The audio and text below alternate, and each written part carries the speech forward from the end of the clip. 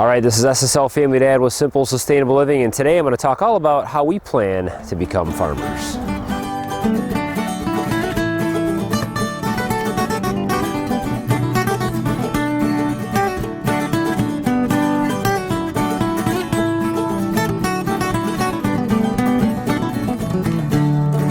So for those of you who have been following along, you know that we just came about a year ago from a subdivision. We lived in a subdivision for about 5 or 6 years, loved our home, loved our little yard, and we tried at every chance we could get to turn that little half-acre lot into a farm as well. But we wanted more. We wanted to grow more of our own food. We just, my wife and I and the kids, we just really felt called to be more sustainable and to just be able to live off the land, gardening and raising our own animals for meat, and and also financially supporting ourselves more and more from some type of a farm operation. It just we had this calling, and so last year, about a year ago in September, we moved out to this 25-acre farm. It already had hay fields planted on it, a pole barn for some animals, and a pretty small home with a detached garage. So that's what we started with, and we're continuing to improve upon that and grow and kind of figure out where we fit in here and what works best for us and what we need to do. So today I'm going to walk around the property. I'm going to show you a couple things, talk to you about some plans that we have. Of course, these plans are up for negotiation and change depending on life, but at this point we have come up with kind of a plan for a year-round farming operation, and I want to share that with you guys. What are our plans? What are we going to start with? What is our goal, and how are we going to get there? It might be hard to visualize some of these things in the winter here, but winter is the best time for planning and getting all everything together and organized, and there's not a lot of outdoor activities going on as far as farm work is concerned. So what we're trying to do is come up with a plan where all of our activity isn't based on one part of the year. So we're gonna be a very diverse farm. The idea is to get our hands in quite a few different things throughout the year so that we're constantly on to the next thing. We have income coming in throughout the year, not just all in one, beginning or end.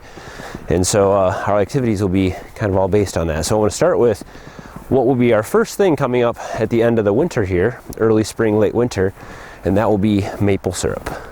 So what you're looking at here is kind of the back corner of our property, and almost every single tree in here is a maple. Going through that way is our neighbor's property, which if we get the equipment together and get the operation going, we may even contact him to lease some of his maple trees to use for maple syrup also. But I counted about 75 plus trees in here. There's a variety of silver, red, and other various maple trees in here.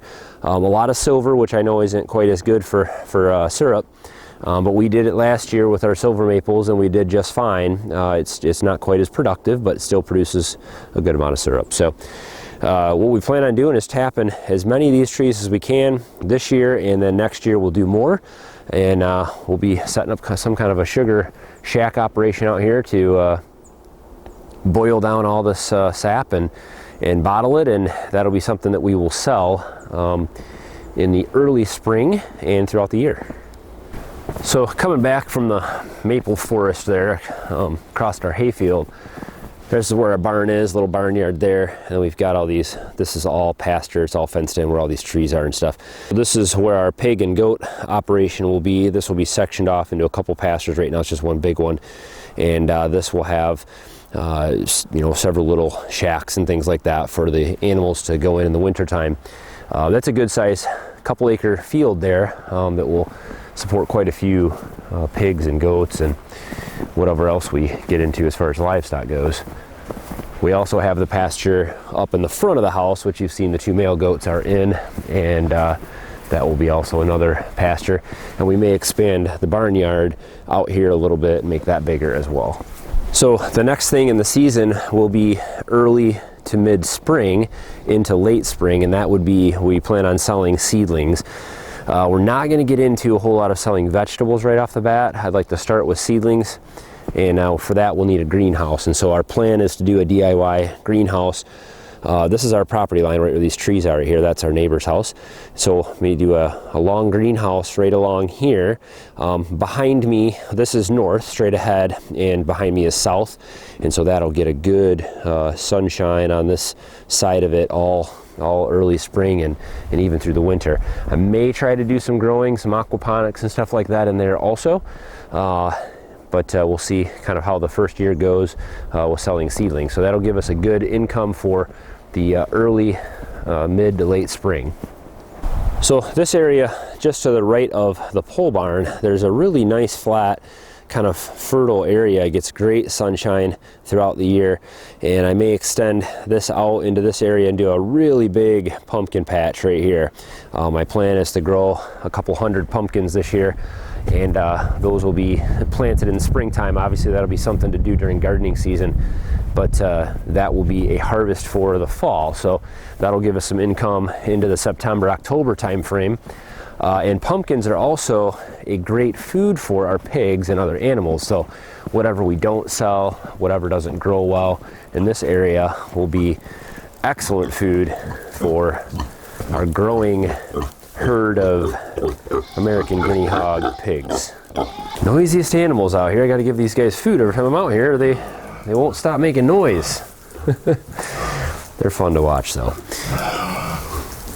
But the goats I've mentioned recently, kind of our operation on them. This will be an ongoing thing throughout the year. We'll be selling goats. We'll have goat's milk as well. We won't sell that. There are some restrictions on that legally, so we don't plan to sell that. But we will use that for other products around the home, and the offspring of the goats will be sold to kids for 4-H projects and people for pets and for goat's milk as well. Same thing with our American guinea hog. These are registered pigs. They do sell for a little higher price. The piglets do, so we'll sell those live animals. We also may get into selling some pork as well. Our little barn cat, our little hunter, came out to visit. Not a huge fan of having a lot of animals around the farm that don't produce anything, but cats actually serve a great purpose. These guys, especially this one, Cookie Dough, my daughter's Christmas present last year, he lives out in the barn and he hunts for us year round. This cat is out here killing mice, and they'll get in to feed and all kinds of other things. So the cats are good to have around here. And our dwindling older flock of chickens will get refreshed here. This is the pole barn chicken coop, so this will house the majority of our chickens throughout the year, and these are our layers. This will be transitioning over to a barred rock flock, the majority of which will be used for eggs, and some will also be used for meat. So these are a lot of older birds that were donated to us. As they kind of die off, we'll replace those with barred rocks and increase that way. So eggs will be a constant source of income throughout the year. We'll be selling these at the roadside there, and although not a huge income source, will be some sort of kind of steady income every month. So back out here into the hay fields, there's 9 acres of hay field out here that's already planted. It'll probably need a refresh in a year or two, but right now it's been producing pretty good hay for us. Some timothy, alfalfa, some grasses and things planted out here. It's been pretty good hay. We got probably about 600, 700 bales of hay last year off these fields, and can't see them now, of course, because it's covered in snow, but this will be something that we'll get into in the summertime. We will sell the extra hay we have, but right now, as we breed more and more animals, we may need quite a bit of this, so we'll only sell off the extra. But that'll get into late spring, early summer activities that will go on a couple times in the summer. This will be kind of our personal flock as well as our breeding ground. This is the barred rocks and some misfits that we have, a lame duck and random ducks. I don't think the ducks have a permanent place on our farm here. We do use the duck eggs for baking and other things at the times, but we're not huge duck eaters and duck egg eaters, so they were another donation to us last year, and so we're taking care of them, but they're fun to have around, just kind of messy. So another summertime activity will be wood. I plan on selling wood this year. I know that sounds counterproductive since I need a lot of wood to feed the wood burner, but I do have some good stands of hardwoods back there, as well as some people who have offered me to cut down some oak trees and things this year. You'll notice that we have a busy road in front of us, and there's a campground right down the street. There's expressway exit that goes right by. People get on and off the expressway and they'll come right by here to go to the campground. So selling campfire wood is actually very profitable. You can sell tiny little bundles of wood. You know, a face cord usually sells for about 60 bucks here for, you know, the whole cord, but I could probably get about $150 or more out of a face cord bundled into campfire wood. So we may try that this year also, and that'll give us some good revenue from late spring to early fall. We also have these little guys. These are the Kayla, the SSL, one of the SSL family kids. She is breeding these lionhead bunnies, and she has quite a few of them here now. We've got a mama up top with a daughter, and then we've got 3 of the sons that were just born this year down below here, separated out for obvious reasons.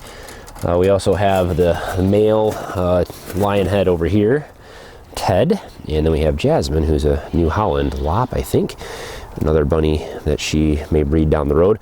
But these are kind of her little operation. She's breeding and selling these little bunnies as pets. They make great little pets. They're very easy to take care of and a lot of fun. So we plan on building. I've got a custom rabbitry design in mind that we may start to build and sell those from the farm here also, as well as she has this little rabbit business going on, which has been getting started and pretty successful for her. Another thing that we have gotten into and have had mixed luck with, but we're going to give it a more serious go this year, is the Beehive. So we'll get some Langstroth hives this year, and this is our top bar hive that I built out of an old picnic table actually. So we will be refilling this one with new fresh bees this spring, and then also getting a couple Langstroth hives, which we'll put in various locations around the farm here, and eventually we'd like to sell beeswax and beeswax candles and other products, chapsticks and things like that we can make, as well as of course honey, and we can sell that at the roadside as well. So this little area up next to our house, the kitchen garden, this will be back in full force this spring and summer. This is mainly just a source of food for us. I don't think, again, like I said, we'll be getting into a lot of selling vegetables at a roadside stand or anything like that. Maybe some of our extras if we have an overflow, but what I'd like to do before we would sell anything would be providing 100% of our own vegetable needs for the year. Once I can provide family food 100% from our farm, then we can start selling off extra. But it doesn't make sense to me to sell off vegetables if I'm going to the store to buy vegetables for myself. The other thing that we've talked about is making another small pen just like this one, maybe right next to it or something like that. We could expand on this one, maybe come out with it, you know, out into this and include that tree in it, and doing turkeys. Turkeys would give us again a Thanksgiving and Christmas time income, and they're pretty easy to raise with the chickens and everything else we already have here, so we're pretty familiar with the raising of the birds. So we may try to do some turkeys for ourselves this year, and depending on how that goes, we may expand that operation and sell those as well. And the last thing we have is Christmas trees. I talked about that in a previous video, the Christmas tree video we did. I'll link to that. I had a lot of fun with that. These are some that we bought last year. They've about doubled in size. We bought them real small little seedlings. We get them from our local conservation district, and also I'll be ordering some different species online for Christmas trees. I'll probably start with 150 this year, and then we'll move on to you know, expanding that each year, staggering those plantings so that we don't obviously have 500 trees ready in the first year. But Christmas trees are very profitable. I mean, these Christmas trees cost $1 or $2 a piece, and you know, you have to wait it out 5 years, but in 5 years you've got a tree that's worth $25, $35, $40. And so obviously the return on investment is pretty high there, although you do have to take care of them for a few years. So that kind of gives you guys the general idea of what we had planned. My wife and I just sat down the other day, and you know, we're ready to do this. For those of you guys who have been following along with the story here, we recently lost my job this summer. We feel like it's been kind of God's calling on our life to settle here and work here on this land, and support a local church that we're growing here as well. And so we're just trying to figure out, how can we do this? How can we make this work? How can we actually make a consistent income throughout a year and be able to sustain ourselves and support ourselves? And it really is two things. Number one, it's saving money by growing our own food and providing our own food from our animals, eggs, gardening stuff, and all those things, because that reduces our monthly expenses. And then on top of that, providing some kind of a good source of income that is not just all at, loaded on one end of the year. So if we just did Christmas trees, we're waiting all year, we have this big, job to do, and then we're kind of, what do you do the rest of the year? By diversifying, we're hoping that we can spread that work out throughout the year, having different things. We're also, if the pumpkin crops fail this year, if we get powdery milk, something happens and we just don't do good with pumpkins, we still have turkeys and eggs and pigs to sell, and we still have Christmas trees or other things. If all the Christmas trees burn down or die or something, we still have other things going on. So we want to diversify that and make sure that we're always have something to fall back on. Wish us luck. Pray for us. There's a lot of things going out into the unknown. And a lot of things to learn and do, and so, but we're excited, man. This is going to be awesome. I'd love to hear your thoughts. What do you guys think of the plan? Something we left out? Something you think we could put in there? Something you think we should take out? What are your experiences for you farmers out there, you veterans? What have you had good luck with? Don't forget to hit thumbs up. Reach down and hit that thumbs up button and subscribe if this is your first time checking us out. We are suburbanites who grew up on farms, moved to the suburbs, realized that we didn't like the suburbs, moved back out to the farm. And here we are starting over and starting fresh on this piece of land. So I'd love to have you guys follow along. Hit that subscribe button if you'd like to check out new videos as we post them 3 times a week. And as always, guys, thanks for watching. Have a good one.